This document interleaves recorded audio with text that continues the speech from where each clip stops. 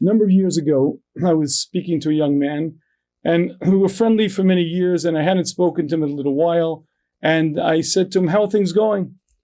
He said to me, "Well, religiously terrible, but spiritually great." I was a bit curious what that meant, religiously terrible, but spiritually great. So I asked him, "What do you mean?" He said, "Well, religiously, in terms of mitzvahs, putting on tefillin, davening, not much at all. But spiritually, I've never been closer to Hashem. I see Hashem every day right there." Now, I found this a bit odd because this fellow was involved in one of the AA groups. He had become addicted, and AA taught him something that he didn't know before, and that is that spirituality is a part of Judaism. Not just that, but Hashem is the center focus of everything in our religion. This fellow went to Lakewood yeshivas, 14 years of yeshiva, and the idea that he could be spiritually attuned and recognize God, and that's almost like it's divorced from the religion. Religious is putting on tefillin and davening, but seeing Hashem in my daily life, that's something different. That's spirituality. I found it a bit odd. But what I found over the years is that he's not alone. And many, many people almost can be involved in learning 12 hours a day, doing all kinds of mitzvahs, but Hashem somehow doesn't equate into the picture. And that is a bit curious, because the Ramban in Chumash defines the purpose of all mitzvahs. The focal point of all mitzvahs is to know Hashem. The reason we're given the mitzvahs, the focal point of them all is to allow us to recognize Hashem's presence, to recognize that Hashem is the creator, to see Hashem here. And while we may not be attuned to it all the time, we may space in and space out, if you don't clearly understand that Hashem is center focus of our religion, you're not missing a little bit, you're missing everything. And what we're going to start this series with is understanding Hashem on a little bit better level. The name of the series is An Owner's Guide to the Soul. But before we understand the soul, we have to understand Hashem, why Hashem created us, what life's about. And then we'll get involved a little bit more in terms of how we act towards Hashem, react to Hashem, how our soul actually functions. So let's begin with something that Derech Hashem explains to us. Derech Hashem explains that there are 3 ways to know Hashem. And knowing Hashem doesn't mean theoretically God exists. Knowing Hashem means viadata, knowing. Vashivos elovecha, and to bring it close to your heart, to know it, to recognize, to see Hashem present. Explains Derech Hashem, there are 3 ways to come to that. One is the Masorah. There were 3 million Jews gathered at the foot of Har Sinai. 3 million people were there, and they heard the words, Anochi Hashem Elokecha. They saw the Shamayim Va'aretz open up, and they saw through everything. They all reached the level of Nevuah. And those 3 million people told their children, who told their children, who told their children, generation after generation. And we are the recipients of a very powerful Masorah. The Masorah that each of us carries is that God spoke to the Jewish nation at Har Sinai and said, I am your God, the creator of the heavens and the earth. I took you out of Mitzrayim. I created the world. I maintain the world. And by focusing on the Masorah, by thinking about it, and by dwelling, by learning, that's certainly a way to better know Hashem, and that's certainly a very reliable way to know Hashem. The second method to come to know Hashem, and again, not in the theoretical sense, but to actually feel Hashem's presence, if it could be, to have yediyah, knowledge, is bechina. Bechina means discernment, thinking, dwelling, contemplating, looking at the complexity of the world, look at the vastness of the universe, study an atom, study a cell, study one cell in the human body, and you know that it's more complex in New York City, and you study the intricate machinery, and you see an eye glimpse to the wisdom of our Creator. And when you begin studying the wonders of the world, the beauty, the tremendous pleasures that Hashem created, from colors, sights, sounds, and when you see butterflies, when you see flowers, when you see a sunrise, a sunset, and you see the magnificent world that God created, when you get an eye glimpse into this world, you get a glimpse to your Creator. If this is the creation, what does it tell me about my Creator? And Bechina, the process of introspection, thinking, understanding, is the second method to come to know Hashem. The third method is something that's called intuition, yediyah, knowledge. Before I began this thing called life, I, the one I'm thinking, I, the one I'm speaking to you, was under Hashem's throne of glory, and Hashem took me and put me into this body. But because I had a beginning, there are many things that I intuitively, instinctively know. When I stand by the edge of a mountain, I may never have fallen down a mountain cliff before, but I know that this will end very, very badly. When I see the beauty of an ocean, I'm moved. When I see the stars at night, I just feel something. There are yediyahs, there are knowledge, there's intuition, there's understanding within the human heart that doesn't need schooling. It doesn't need education. Intuitively, instinctively, I know it. Now, the problem is there are many reasons why I don't want to fully accept it, because if Hashem is here and Hashem has certain requirements of me, that means there are things I'm going to do, things I'm not going to do, things I'm going to be required to do. And there are many reasons why it may be difficult for me to tune into my inner intuition, but that is the third way for a person to come to Yediyah Hashem. And number one, the Masorah, just thinking about the fact and reviewing the fact that 3 million Jews gave over a Masorah, one generation to the other, that Hashem said, Anochi Hashem Akecha, Bechina, delving into the depth of the world, seeing the complexity and seeing my Creator. And the third is just knowing, just being honest with myself, closing my eyes and talking to my Creator and coming to an understanding that deep down inside I have. You know, it's oftentimes only when we're rolling down that cliff, when we're driving on that road and we jump the embankment and suddenly I'm rolling down the cliff, Hashem, help! There's a very clear yediyah, a very clear knowledge that Hashem is present. During the rest of my life, I might have been very, very staticky, and I might not have tuned into it. But when I'm in big trouble, and when the pedal hits the metal, when I'm in real deep, dire straits, I call out to my Creator intuitively, instinctively. I know that Hashem is there. But all three of these are systems that a person has to work on, and because the knowledge of Hashem is the essence of our religion, and it's a constant growth process. It's not like, I know Hashem. V'yadat hayom. It's a pasuk in Chumash. Hashem says, you know today. This is speaking to the Dordea. This is the generation who heard Anochi Hashem Lakecha. Nevertheless, Hashem said, you should know today, Vashivose elovevecha. Put it into your heart. Think about it. Dwell on it. Make sure that you clearly, fully understand this. Because you see, the big mistake that we make is, we think either I'm a mammon or I'm not a mammon. Listen, I'm a Jew, I believe, finished, done. Emunah is not an on or off switch. Emunah has many, many, many, many layers. Most likely, we start on a pretty weak level. If you'd like a test of your Emunah, one of the best tests that I have, and I'd like to give this as a very simple litmus test, and the next time you're davening Shemona Esrei. The next time you're davening Shemona Esrei, and you find yourself spacing out. Now, wait a minute, how'd that happen? I was talking to God, the creator of the heavens and the earth, the one who controls every single outcome, the one who's more powerful than powerful, richer than rich, the one who controls my utter, complete destiny. And I space out? I won't space out if I'm talking to you. If I go to someone for a large donation for the Shmuz, I don't suddenly have I'm distracted. I was thinking about something else. How come I could speak to a human being and not get distracted, but I can't talk to God? And the answer is because I'm on a 20% Emunah level, meaning I see Hashem with 20% clarity. I, the neshama, I, the one who thinks, I'm put into this body, and his body has very, very heavy cloak of physicality to it. And this body blocks me. This body stops me from thinking, stops me from seeing. And because I'm submerged within this body, I see things with a tremendous haze and a tremendous level of confusion. And I see things with very, very dark, very, very distant sight.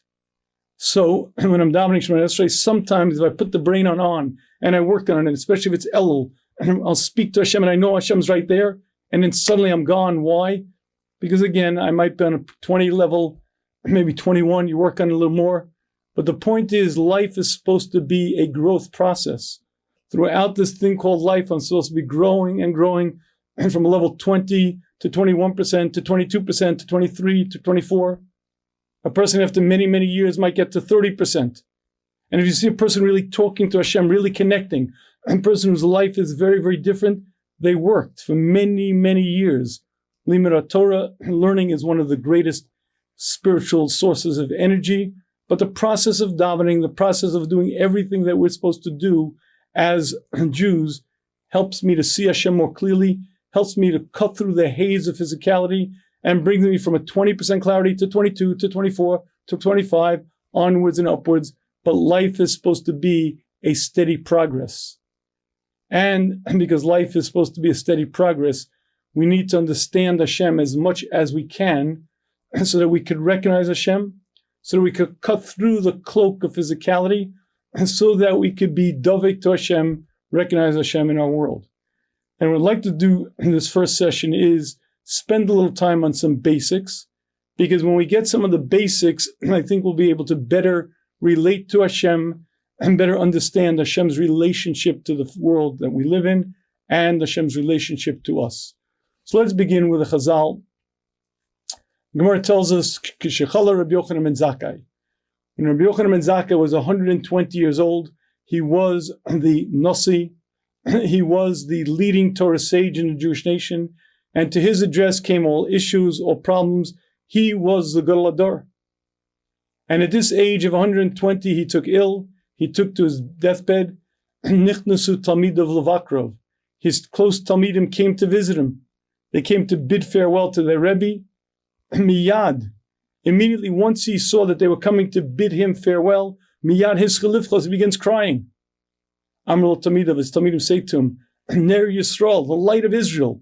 Amari Yamini, the right pillar. Mimnei ma atabocha, why are you crying? Normally, when a person prepares to leave this earth, there's a lot he has to think about.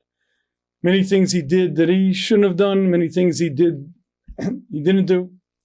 But this is the great Rabbi Yochanan ben Zakkai, the perfect tzaddik, the leader of the Jewish nation, the man who spent his entire life serving Hashem as Hashem wanted him to. Mimnei ma atabocha, why are you crying? And answers Rabbi Yochanan ben Zakkai, Ilu lifnei melech basar adam hayu molichin osi. Let's assume I was being taken now in front of a flesh and blood king. And this flesh and blood king were to judge me. Shim koes alai, and this king would be angry with me. And kai so kas olam, that anger would not be forever. Imosrani, if this flesh and blood king would lock me up, it wouldn't be forever. And if this flesh and blood king were to kill me, it would not be forever either. And this flesh and blood mortal king, I could appease with words, I could bribe him with money, and nevertheless, wouldn't I cry? And what Rabbi Yochanan ben Zakkai was saying with those words is a very interesting observation.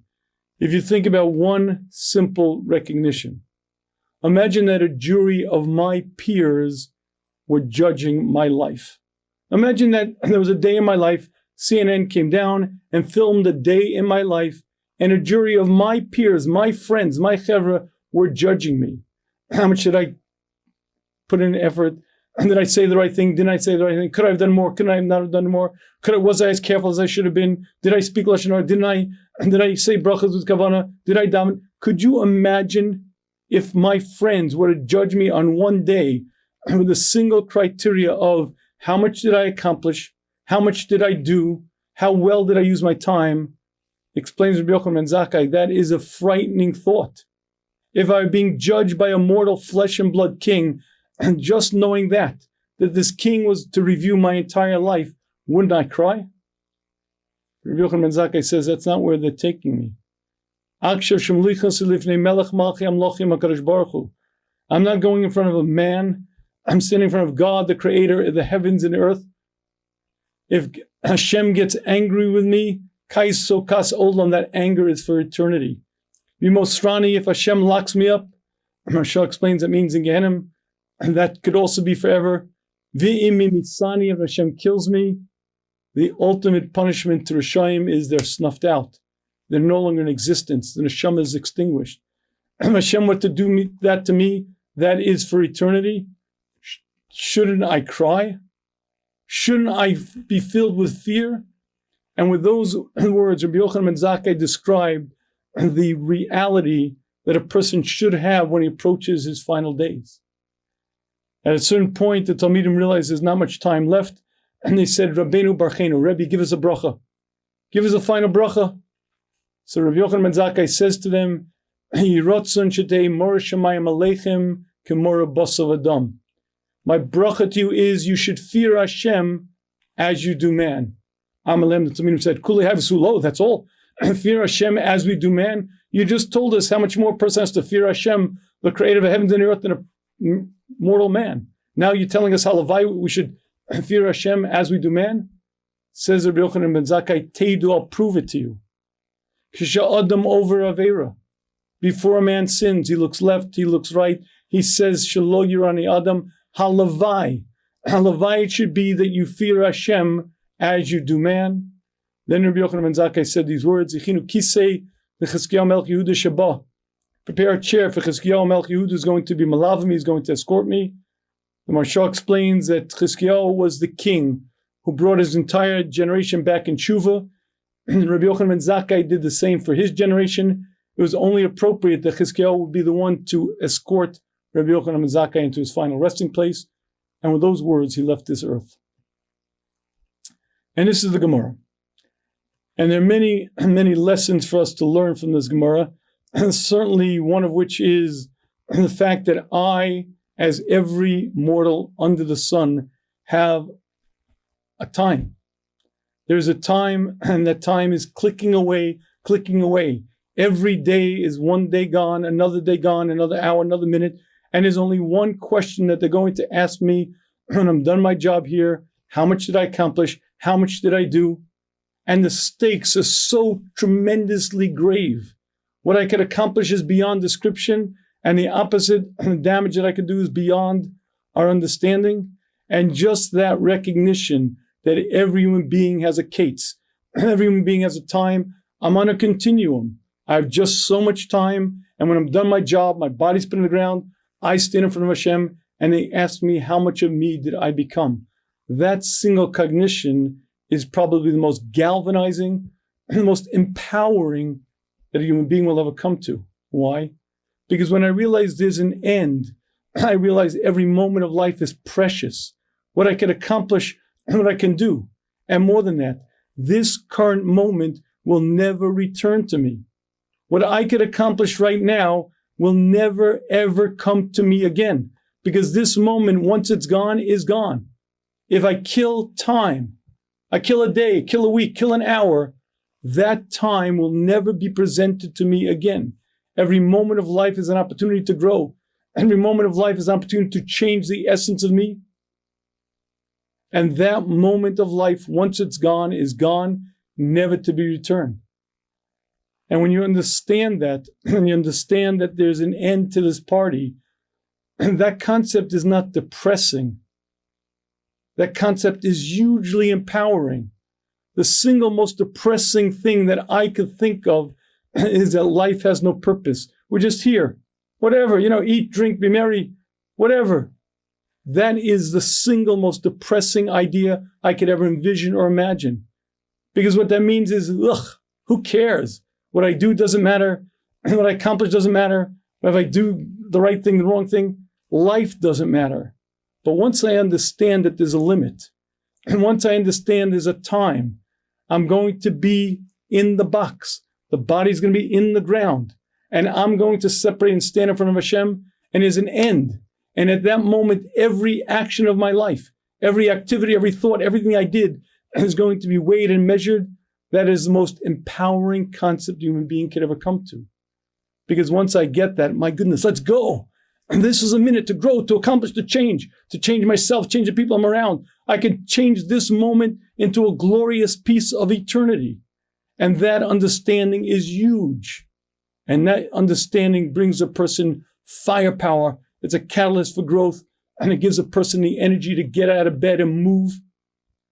And what Rabbi Yochanan ben Zakkai was saying to his Talmidim was, that was something ever present in his mind, and certainly at that moment. But that's not what I want to focus on.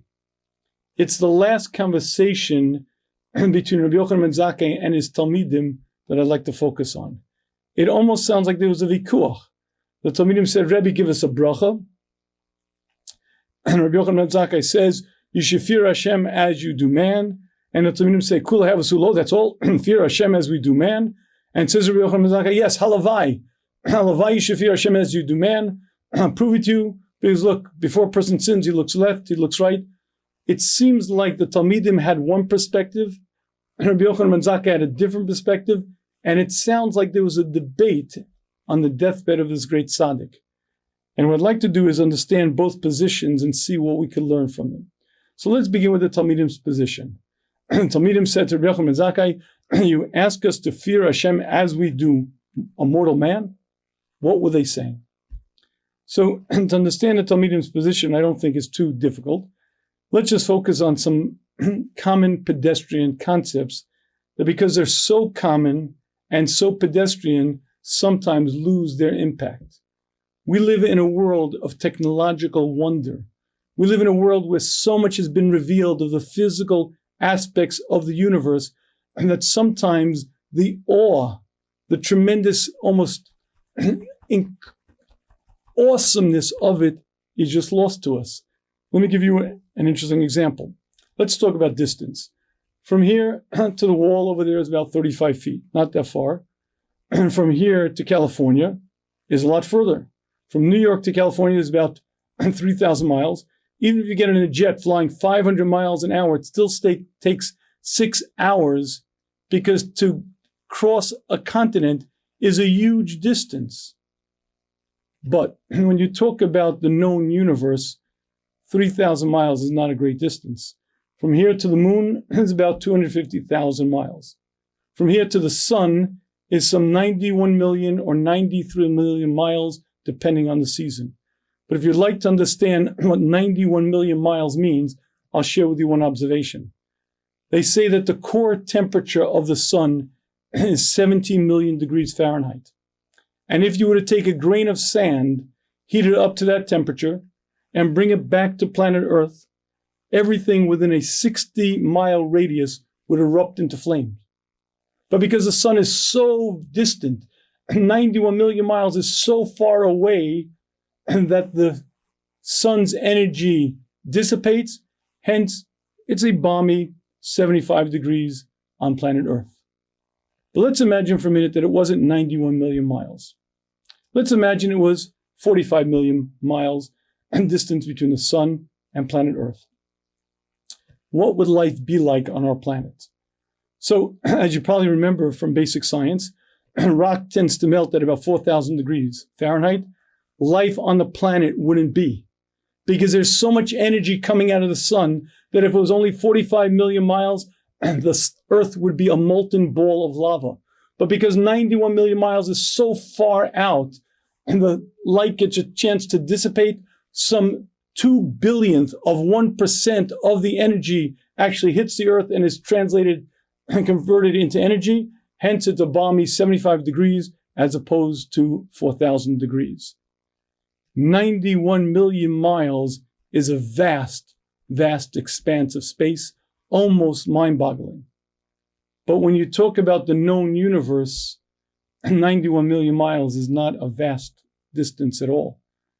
From our sun to the closest nearest sun, which is Alpha Centauri, is a distance that's so hard to imagine that you cannot measure it in miles. As a matter of fact, science reverts to a different scale of measure. If you try to use miles to measure stars' distances, and the numbers become so large and so cumbersome that you can't even make sense of them. So science reverts to the system, the measure being the time that light tends to travel, the speed of light. As you know, light travels 186,000 miles a second, and now we have a convenient scale of measure. How far will light travel in 1 second? 186,000 miles. Now you take an hour, a week, a month. So let's use that as a scale of measure. From here to the moon, light traveling, how much time does it take? 1.25 seconds. Because 250,000 miles converted that speed, about 1.25 seconds. From here to the sun, it's about 8 minutes. That means light hurtling at 186,000 miles a second, and measures a second by the minute, 8 minutes from the sun to the earth. What is the distance between the sun and the closest star, Alpha Centauri?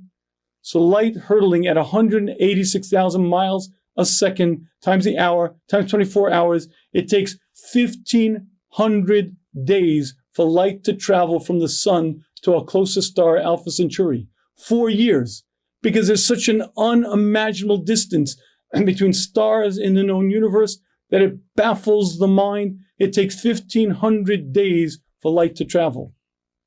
But the interesting part is that in our own Milky Way galaxy, there are not 2 stars, not even 4 stars, not even 20 stars. Astronomers estimate that in the Milky Way galaxy, there are approximately 100 billion stars, each as powerful as our sun or more powerful, each spread apart as far as the sun in Alpha Centauri, spread across 100 billion miles of space, the Milky Way galaxy. But here's the interesting point. The Milky Way galaxy is not the only galaxy in the known universe. As a matter of fact, scientists revert to a mashal. Now, you have to pay attention. From Chazal, we used to mashalim. A mashal is a parable. We want to talk about spiritual concepts, so it's very hard for us physical people to understand spirituality. We need a new frame of reference. And because it's outside our normal frame of reference, a parable helps. But when scientists who measure the physical world revert to parables, you have to pay very careful attention. Science gives us a mashal, a parable. And if you'd like to measure the Milky Way galaxy compared to the known universe, it's the equivalent of measuring a coffee cup against the United States of America. Because in the known universe, there are approximately 100 billion galaxies, each containing 100 billion stars, each spread across this vast known universe of 13 billion light years of ever-expanding space. Would you like to know what the Talmidim was saying to Rabbi Yochanan ben Zakkai? All you have to do is imagine the moment before Ma'aseh Bereshis. Hashem said, Vayehi, and from absolute absence of anything, 100 billion galaxies, each containing 100 billion stars, came into existence. The world we know in, says the Talmid to Rabbi Yochanan ben Zakkai, you ask us to fear God as we do man? Mortal man who puts his head down on a pillow at night and doesn't know if he's going to open his eyes in the morning or not. Mortal man who gets one little coronavirus and he's toast. He's history. You ask us to fear the creator of the heavens and the earth as we do man? So I think we understand well the Talmidim's question. The question now becomes, so what's Rabbi Yochanan ben Zakkai's answer? Rabbi Yochanan ben Zakkai didn't say, oh, tak, I never thought of it that way. Quite the opposite. Halavai. It should only be halavai that you fear Hashem as you do man. The question is, what did Rabbi Yochanan ben Zakkai say to his Talmidim? And to understand that, let me take you back to my high school Rebbe days. I was a high school Rebbe for about 15 years, and I created a very close kesher with the guys. And the guys would ask me questions as they get older. And oftentimes a guy would be close to going out, and he'd ask me for advice. One of the pieces of advice that I always give a guy is, if you're going to take a fine Beis Yaakov girl out on a date, do not take her out to eat on the first date. Go for a walk, go to the park, whatever, but don't take her out to eat. First of all, your first date might be your last date, and it's very expensive, but much more than that, she's going to be very, very uncomfortable. You understand? She's going to be there eating in front of you, and she's going to wonder, do I slip the spaghetti? How do I crunch the lettuce with my mouth open? She's going to be so uncomfortable, don't do it. That was the advice I used to give these guys. Now, here's a very interesting observation. Let's imagine we have a 21-year-old young woman. Now, she's been eating for quite a number of years now. Since, let's say, she's about 2 years of age, she's been eating 3 meals a day. 3 meals a day times 365 days, about 1,000 meals a year. You're talking 18,000 meals she's eaten to this point. Somehow she knows how not to slurp the spaghetti, how not to scrunch the lettuce when she's chewing with her mouth open or closed. So how did she suddenly become uncomfortable when it comes to eating? And the answer is because, come on, this guy, maybe my Basheret, someone's right there who's very, very important in my world, and it might be the person I'm going to marry. And that's exactly what Rabbi Yochanan ben Zakkai was saying. The single cognition that Hashem is present will change your life more than anything else. If you want to study the vastness of this universe, if you want to study the complexity of the world, you'll see the wonders of Hashem's world. But if you want to come to real Yirah Shamayim, recognizing that Hashem is present right here will have a much greater impact. Yes, it's very important to read physics books. And yes, it's very important to study science, to study chemistry. Because when you see the wonders of Hashem's creation, you see an eye glimpse into the majesty, the greatness of our Creator. And Rabbi Yochanan ben Zakkai said, well, that's true. If you want to come to real Yirah Shamayim on a functional level, just focusing on one single cognition, that Hashem is present, will change your life to a much greater extent. Interestingly enough, the Mesilas Yesharim explains to us that this is called Yiras Aromamus. And this is the highest level of Yirah Shamayim. Knowing that I'm speaking to Hashem, and knowing that Hashem is here, and knowing that as I go through my life, Hashem is present right here, but not up there 13 billion light years. Hashem, can you hear me up right here? That cognition is the highest level of Yiras Aromamus, and the highest level of Yirah Shamayim. Explains Mesilas Yesharim, and that is one of the highest levels you can reach. But then he says something very, very eye-opening in Perek Yutes. He says, Zuhi Tefillah. This is davening. What is davening? And davening is I'm speaking right here. And Mesilas Yesharim says, imagine I'm speaking to my friend. My friend is right here. I'm speaking to him. He may respond, may not respond, but he's right here. And Zuhi Tefillah, that's davening. Little me having a conversation with the Creator of the heavens and earth, but right here. Not up there, Malachim, bring the tefillahs up to Hashem, but speaking to Hashem right here. And that understanding is life-changing. And that understanding demands that I transcend these bounds of physicality. I transcend this life that limits me, and I recognize Hashem's presence. And if I could tap into that moment, that's one of the most powerful moments that a Jew can ever engage in. Now, I don't like to do this too often, but I have become a bit of an observant Jew. And one of the observations that I have is that I've noticed that people have this muscle twitch. I found it especially in the Ashkenazi community. Certainly as a Rabbi in a high school, I would see this on a regular basis. Before a guy would eat or drink, there's this like muscle twitch. It's like initially I thought it was like some kind of maybe a genetic disease or some kind of disposition. I don't know what it was. But then I saw it was universal. This universal muscle twitch before eating or drinking, and there's this muscle twitch. And one day I was rightly curious, and I put my ear real close, and I heard it wasn't a muscle twitch at all. I put my ear real close, and right before a guy put the cereal into his mouth, I heard what he said. He said, Shakavaro. Shakavaro. That's exactly what he said. And then he consumed the cereal. Now, my friends, I want you to understand what a bracha is. Baruch Ata Hashem. Blessed be you, God, creator of the heavens and the earth. Elokeinu, our God. But right here, Melech HaOlam, King of the universe. Shahakol, that everything, Nihiyeh Bidvaro. Nihiyeh is not past tense. Nihiyeh is not present tense. Nihiyeh is not future tense. Nihiyeh is all three. That everything that my eye sees, everything that I experience, everything that I encounter was brought into existence and is held in existence with your words. Could you imagine if once a day I cut through the static, acknowledged Hashem's presence, said the words, you're present, Hashem, right here. Elokeinu, our God, Melech HaOlam, King of the universe. Sha'kol Nihiyeh Bidvaro, everything in existence was brought into existence and is held in existence with your words alone.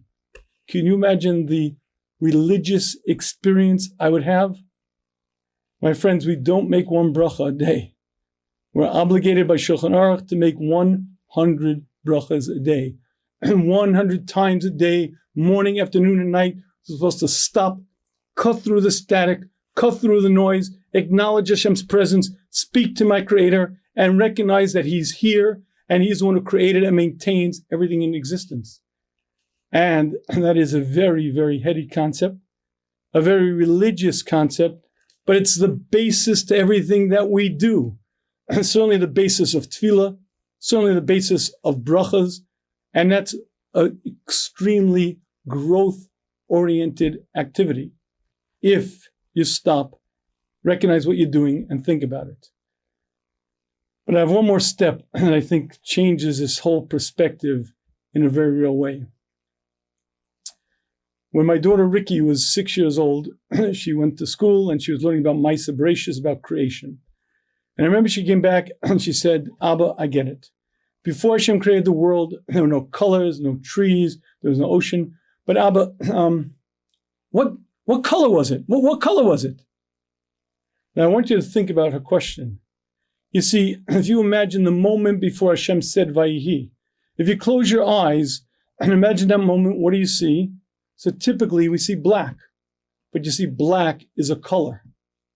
Even vacuum implies physicality. But before Hashem said Vayihi, there was nothing, absence of any physicality. From complete absence of anything, Hashem said there should be, and suddenly everything came into existence. And if you think about that concept, what you're going to find is a very, very eye-opening concept. And that is, creation is physically impossible. You see, if I have quarks, I can make atoms. If I have atoms, I can make molecules. If I have molecules, I can make sand. If I have sand, I can make bricks. But before Hashem said Vayihi, there was absence of physicality, complete void, nothing, not even space, not even time. From complete absence of anything, you can't make something. There's no sand to bake into bricks, no molecules to make into sand, no atoms. There's nothing there. You can't mush and mold them because there's nothing in existence. And if you think about that moment for a minute, and you recognize that creation is physically impossible, you begin to understand a little bit about what creation is. You see, one of the fallacies that we engage in on a regular basis is we think I'm like Hashem, I'm a creator, I make stuff. All right, listen, not quite on Hashem's level. Hashem makes ocean, skies, and planets, but I do stuff also. I'm a little creator. I'd like to share with you the fundamental distinction between a human creation and God's creation. And that is as follows. Imagine that I build a shack. I take some wood and take some nails and bang it together, paint it, and I made myself a very nice shack. And I leave it for 20 years. And I come back 20 years later.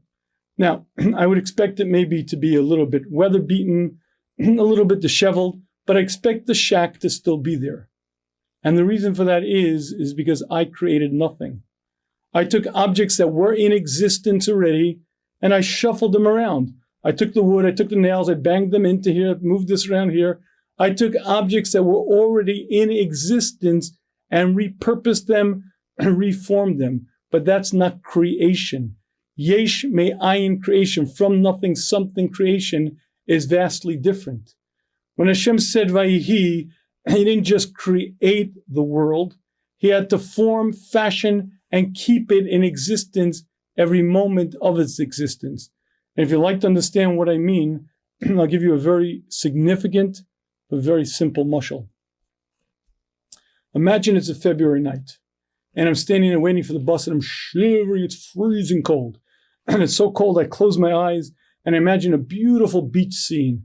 White sand, ocean blue, cloudless sky. One lone seagull gently wafts across the sky. Suddenly the bus comes, splash!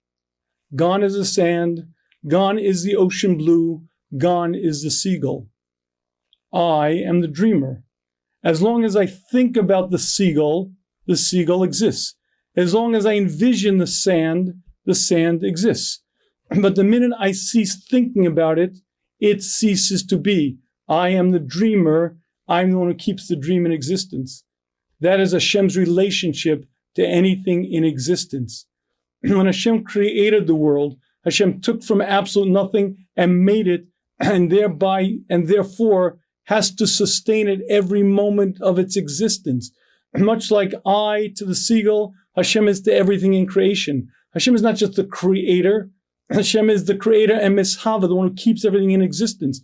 Because a yesh me'ayin creation isn't just like taking wood and moving it around. It's from nothing, creating, keeping, maintaining, because it needs constant maintenance. And Hashem is constantly maintaining every particle of physicality, every part of existence. Hashem is constantly infusing energy. And if for a short moment, for a split second, Hashem would cease infusing energy into any part of creation, it would cease to be, much like eye to the seagull. If I stop thinking about the seagull, it's gone. Any part of creation ceases to be. And when you understand that, you understand one of the names of Hashem.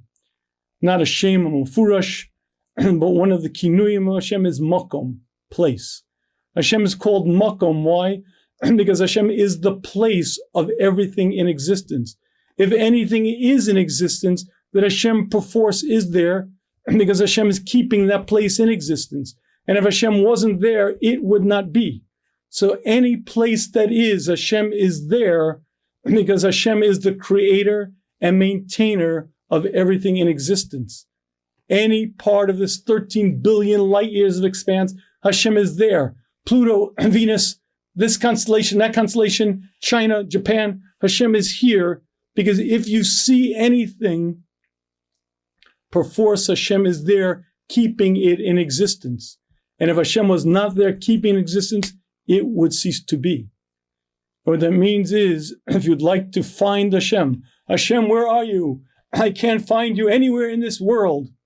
All you have to do is find anything, and you'll see Hashem. Find a rock, and find a boulder, and find water, find a tree. But even something inorganic. Find me anything in existence, and you're seeing your creator, because your creator created it and maintains it, much like eye to the seagull. And when you dwell on that concept, and when you think about it, you start walking around with a vastly different perspective. If I see anything, I see Hashem. If I see anything that exists, the sidewalk, the trees, the ocean, the rivers, whatever it is, and I'm seeing Hashem who created and maintains it. And that's the kavanah I'm supposed to have when I say, Shahakol ni bidvaro. Hashem, you brought everything into existence and maintain everything in existence with your words constantly, all the time, every moment. But you have to stop. You have to think about this, and you have to dwell on it, and you have to let it sink in. And when you do that, you experience Hashem. You train your mind, and you train your eyes to see things very differently, and you understand things in a vastly different manner. I think this chazal is eye-opening, because what the Talmidim was saying to Rabbi Yochanan ben Zakkai, ask us to fear Hashem as we do. Man, look at this world that Hashem created. Look at the vastness. Look at 100 billion galaxies. Look at anything in this world, and you see harmonious systems. It's incredible. And what Rabbi Yochanan ben Zakkai said, yes, that may be true. That's a wonderful way to see an element of Hashem's world, and to see an aspect of Hashem's wisdom, and an aspect of Hashem's capacity. But if you want to really grow in Yiras Shamayim, if you want to grow in real understanding, this single cognition that Hashem is present, Hashem is here. If you're here, then Hashem is here. If anything's here, then Hashem is here. And that is davening, and that's brachos, and that's our daily existence. And it's important to be a religious Jew. Every once in a while, I'm a religious Jew. When I'm late, which is often, and I can't find my keys, Hashem, please help, I'm late, please. And I reach out to my Creator. That is a highly religious activity, because I cut through the static. I get it. I recognize that Hashem is present. Hashem runs the world. Hashem maintains the world. And I'm asking my Creator for help. And that activity is transforming, because I begin to understand Hashem is the Creator. Hashem is the maintainer. I don't want to get heavy here, but because it is Elul, I'll mention one observation within this concept that's a little bit frightening. As we get closer and closer to Yom Kippur, every year I find myself, as many people do, saying, okay, time to get serious. I'm going to make a list of what I did wrong. Let me figure out what I did wrong. And it always astonishes me that it should be so obvious. I should have pages and pages and books filled with what what I could have done and didn't, what I should have done and didn't, and what I did and shouldn't have done. But yet somehow it's lost from me. So I have one simple observation, I think, that can greatly change your Yom Kippur, certainly greatly change your Elul. Okay, let's imagine that one time this year I did something I wasn't supposed to. I spoke Lashon Hara. Okay, listen, I'm not saying it's a big mitzvah. I know there are los says involved, and I know it's pretty bad, but all right, listen, come on. Everyone's human. What's the big deal? Okay, let's think about that proposition for a moment. Hashem created me for one reason and one reason only, because Hashem wants to give of His good to me. Hashem put me in this world and gave me this opportunity to grow and accomplish, to reach the ultimate good of being Davik to Hashem. Hashem is the Meitiv, the giver, and the only reason in the world, the only reason why Hashem made me was for one purpose, to give to me. And Hashem gave me a Torah, very clear directives. Do this because it's good for you. You'll grow, you'll accomplish, you'll have a good in this world and great in the world to come. Don't do this. It'll damage you in this world and it'll damage you tremendously in the world to come. Very clear directives. And what happens? I don't really care. Lashon Hara is not a big deal. I'm going to do it anyway. Now, you may say, okay, it's an Aveira, but it's not so bad. But here's where things get very, very interesting. I, as everything else in this world, am a creation. That means I didn't used to exist. And Hashem said, Vayihi, and it should be, and a single cell began dividing more and more, and into this world came I as a baby, and every moment of my existence Hashem was directing and guiding, and every moment of existence Hashem is keeping me in existence, much like I to the seagull, Hashem is to me. If for a moment of time Hashem would ever get angry at me, Hashem would be really upset. Hashem would just cease to infuse energy into me and I wouldn't be. What that means in plain, simple language is Hashem gifted me with a mouth, a brain, a human brain that has 100 billion neurons that could accomplish such things, and a human mouth that could do such things. And Hashem keeps it in existence every moment. And while Hashem keeps this mouth in existence, keeps this brain in existence, I use this very mouth to violate Hashem's will. It's as if I took a hand, and the hand that Hashem keeps in existence, and I take that hand and I smack Hashem in the face. Because don't you understand, it's not just that Hashem is present, not just that I'm doing it right in front of the king is keeping me in existence. The king is granting me speech. The king is granting me a mind. The king is keeping me, and using the very tools He gave me to grow. With very clear directives for my benefit, I use the very tool against His will, against His wishes. The audacity of one sin is so beyond human comprehension that it is worth thinking about. Naturally, Hashem has tremendous Rahmanas, and Hashem realizes that we're spaced out, and it's rare that we get it, so we don't understand the gravity of our actions, we don't understand what we could accomplish, and on the opposite side, we don't realize the damage that we do, and therefore Hashem has Rahmanas, and Hashem doesn't hold us accountable anywhere near the amount we should be, and certainly if we do tshuva, Hashem forgives us, which is the greatest nace imaginable. Because how does it undo the action? But that's the system of tshuva, and it works. And Hashem totally cleans the slate, totally forgives us if we do a complete tshuva. But these are concepts that a Jew has to think about. And a Jew has to think about long and hard. The very first cognition that Hashem is present all day, every day. When I get up in the morning and I put my head down on the pillow at night, as I get behind the wheel of a car, as I drive on the highway, as I get into that elevator, and is the elevator shaft going to just collapse or not? As I go down the stairs, every moment of my life, Hashem is there, right there guiding, right there present, right there all day, every day. And that is one of the greatest concepts that a human being can come to. The Talmidim was saying to Rabbi Yochanan Zakkai, but that's so small. Look at the vastness of Hashem's world, and that is true. But this concept is far greater and far more life-changing. And by the way, if you want an exercise, and this one personally has changed my Shemona Esrei every single time. Before you start the next Shemona Esrei, close your eyes for a moment and just envision one thing. I'm going to speak to Hashem right here. I have to be a little careful. Hashem has no corporality, no physicality. Don't imagine you're speaking but I used to put a chair there. Guys would oh, Rabbi, we know what you're doing. But imagine that I'm speaking to Hashem right here. But if you envision that and imagine that, what you're doing is you're beginning to grow in real Yerushalayim. Another activity that'd be very wise to do is personalize every Shemona Esrei. Every Shemona Esrei, make a personal bakasha. If you're not sure where Shema Kolenu is the shahakol of all brachas, if you know the theme of the bracha, you can ask the various requests within the theme of that bracha. You could ask in that bracha. If you're not sure, you put in Shema Kolenu. If you're really unclear, after the Ratzon, but make sure that every single Shemona Esrei you personalize. You make a bakasha, big or small, ask Hashem for help. Why? Because you see, when I close my eyes and I speak to my Creator, I say, Hashem, number one, I get it, you're here. Number two, you're really in charge. You really determine the outcomes. I think I'm powerful. I think I'm in charge. I get it, I'm not. And that activity allows me to transcend the bounds of physicality. It allows me to recognize the presence of my Creator, allows me to understand that Hashem is really in charge, and changes my davening, changes my life. The third thing that you have to know is you have to know what the words mean. That's the third issue. But when you work on all of these things, you change, you grow. And I think what this Chazal is sharing with us is an eye-opening concept. You have to have both systems. You have to study the vastness of the world so you see the world, but it says Rabbi Yochanan Zaki, you have to know that Hashem is present. And there are three ways that Derech Hashem explains to us to come to real Yediyah of Hashem. Number one, the Masorah, to think about it, to dwell on it.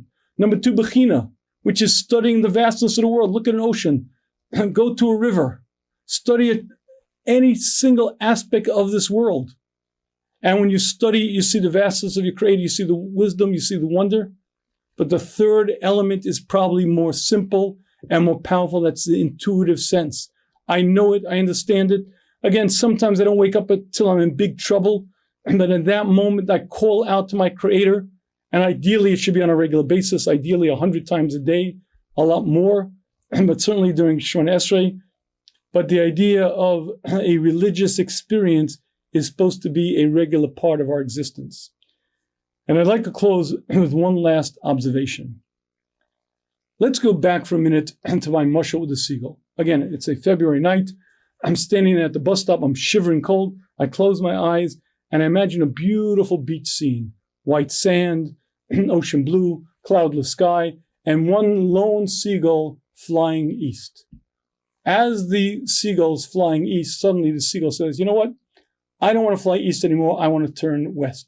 So he turns around and flies the other way. And I say, hey, guy, get back there. I want you flying east. He says, no, I want to fly west. Come on, no, I'm the dreamer. I want you flying east. No, I want to go west. He says, no, east, west, east, west.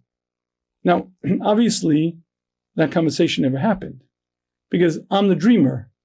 I'm the dreamer of the dream. Nothing can happen in the dream other than what I will to be. The seagull cannot fly west if I will it to fly east. And when you dwell on that, you recognize some of the wisdom of our Creator. Number one, this thing that we call free will is not simple at all. Nothing exists without Hashem's total, complete, keeping it in existence in every moment of time.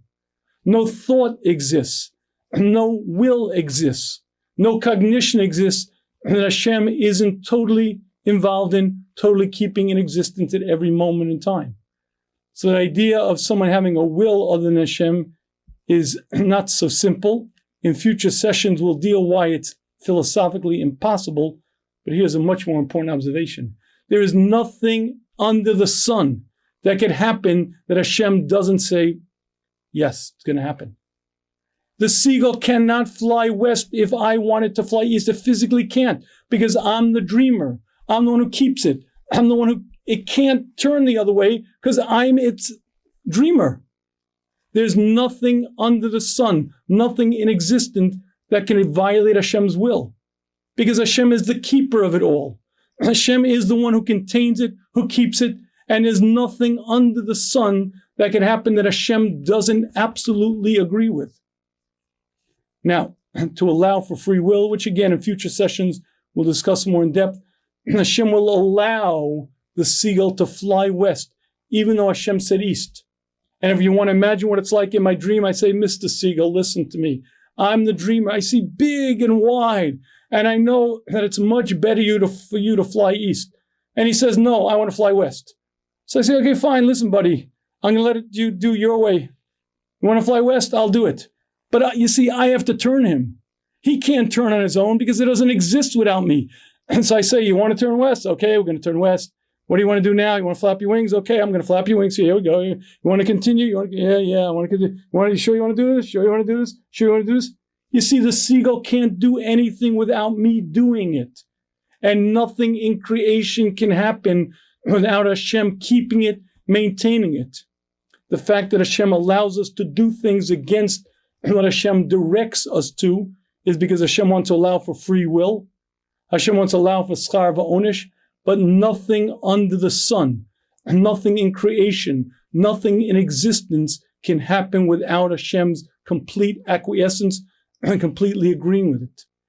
And again, that has many implications we're going to get involved in, but the simplest one is to recognize that my entire destiny and everything that ever occurs to me is completely in Hashem's hand. Bullets cannot strike me down. Lightning bolts cannot touch me because everything in existence is kept in existence by Hashem. The bullets, the lightning, corona, everything in existence is only in existence because Hashem wills it to be. And I stand it because Hashem wills it to be. And anything that happens is happening in this dream called life. But much like I to the seagull, nothing can happen that I don't will to happen. And nothing can befall me that Hashem doesn't decree. And that is one of the most calming, settling concepts that a human being can have. I take my heavy load and I transfer it to Hashem. Hashem, you created me and you have a clear destiny for me. I'm going to follow your path. No one can help me. No one can harm me. And you're the creator. You're the maintainer. And you're the dreamer of this dream. And you maintain everything in existence at every moment. And no human being can help me. No human being can harm me. Bullets, earthquakes, and typhoons, nothing. It's all you. There's nothing but you. There's only you. Ein od milvado. There's nothing else in existence other than Hashem. And when I get that, it's not just that I see Hashem central in my life. I see Hashem central in everything. And I understand that everything that occurs to me, everything that will occur to me is directed by Hashem, guided by a loving creator who wants only my best. And with that, I live a very different life. All right, let's open the floor now to questions, thoughts, observations. If you have questions, please type them in. I could see the Q&A, and so if anyone has questions, you can type them in. I don't have that much voice left, but I do have, I do have some voice issues, but I do have, before I go into that, please keep in mind again, if you have not yet gotten the 10 really dumb mistakes that very smart couples make, it's considered right now, Baruch Hashem, I don't have a book here to show you, but it's very, very popular. I've received countless accolades and, from marriage counselors, marriage therapists, chassan and college teachers, and people on the street. It's sold already, Baruch Hashem, 15,000 copies. I spent a fortune of time trying to define what a marriage needs. It's available on the shmuz.com, THESHMUZ.com. Please feel free to go there. Also, if you would like to get the Shmuz Chizuk, we send out these inspirational videos 3-4 times a week. And if you'd like to know about different Shmuz activities, if you go to the shmuz.com, you'll see you can sign up for the Shmuz WhatsApp group. And once you join that, 3-4 times a week, you'll get these short inspirational videos sent directly to your phone. And you'll also find out about the different shiurim and etc. So if no one has questions, that's fine, because again, my voice is about shot anyway. But if you have a question, please feel free to type it in. If not, then we'll be fine for next week. I hope you'll join next week. Again, we're going to be Mitzvah Hashem every Wednesday night at 8 o'clock. And there's an ongoing series. The series is called An Owner's Guide to the Soul. Again, we're beginning with Hashem. We'll spend a few more sessions on Hashem, and then we'll get more involved in the neshama, eye, and interface between. But I hope you'll join us Wednesday at 8 o'clock. And again, if you go to the shmuz.com, you can get both the Shmuz, the 10 Really Dumb Mistakes. You can also get the video book there if you see it. And you can certainly join the WhatsApp group. I thank you very much, and I wish you a very good week to come. Thank you.